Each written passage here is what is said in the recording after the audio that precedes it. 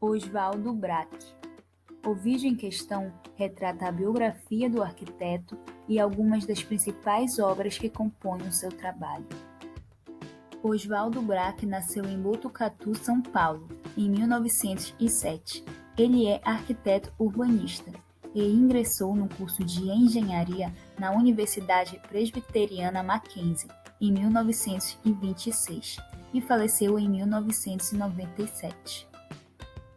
Em 1930, recebe a Medalha de Ouro na seção universitária do 4º Congresso Pan-Americano de Arquitetura do Rio de Janeiro e ganha o concurso do projeto para o Viaduto Boa Vista, em São Paulo.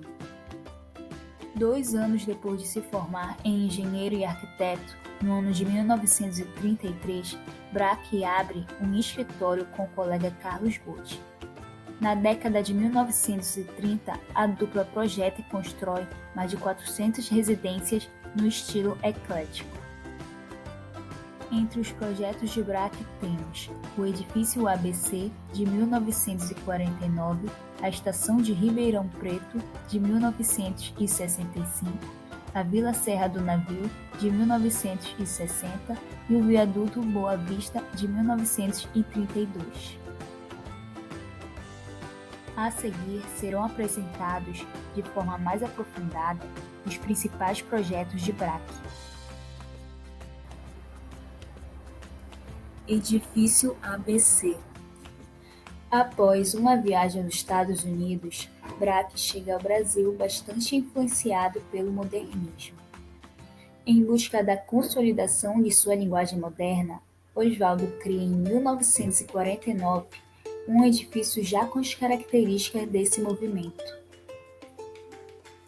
Este edifício foi nomeado com as iniciais de sobrenomes de seus projetistas, Oscar Americano, Oswaldo Braque e Guilherme Corazza, intitulado então de Edifício ABC.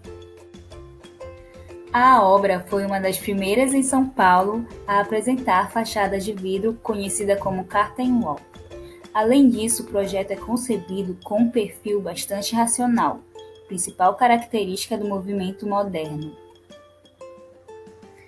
O edifício é de uso de serviço e comercial e localiza-se na cidade de São Paulo.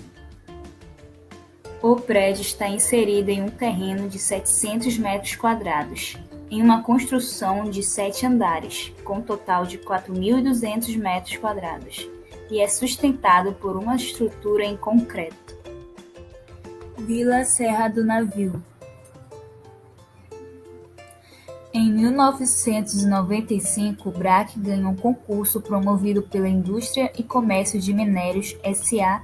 e Come, com o desafio de planejar uma cidade no interior do estado do Amapá, desenvolvendo de forma plena suas ideias.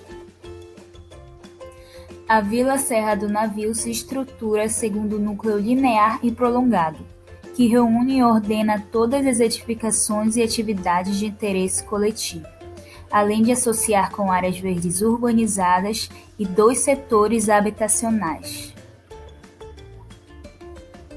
A planta Vila Serra do Navio apresenta uma praça, escola, hospital, habitações operárias, alojamentos de solteiros, estádio, habitações funcionárias e a ala de recepção, casa de hóspedes e alojamento de funcionários solteiros.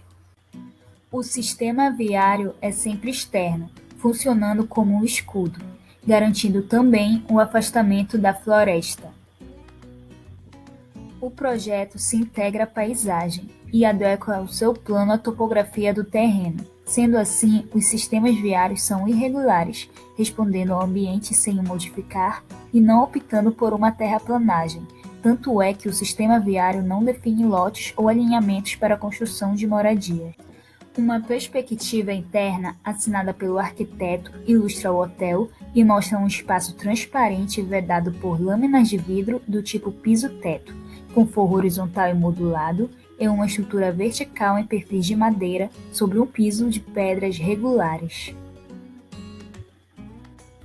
Os inúmeros tipos de residências aplicados às categorias profissionais são executados em estrutura de madeira, único material abundante, segundo uma técnica de pórticos longitudinais, que ligam as terças à peça horizontal do pórtico, e assim dispensa tesouras de telhado. Nessas residências, Oswaldo utilizou de técnicas modernas, como o uso do beiral, ventilação cruzada e paredes rebaixadas entre os cômodos. No ano de 1960, o conjunto é finalmente finalizado e entregue à ICOME. Estação Ferroviária de Ribeirão Preto. A estação ferroviária foi construída em Ribeirão Preto, São Paulo, e inaugurada em 1965, com uma área de 4.886 metros quadrados, e foi projetada em 1961 por Oswaldo Brack. A implantação dos projetos se desenvolveria basicamente em 3 fases: infraestrutura ferroviária e dependências da estação, complementação das utilidades de apoio aos passageiros, setor comercial ou serviços voltados ao bairro. A estação de Ribeirão Preto teve apenas a primeira etapa realizada do seu plano de necessidades.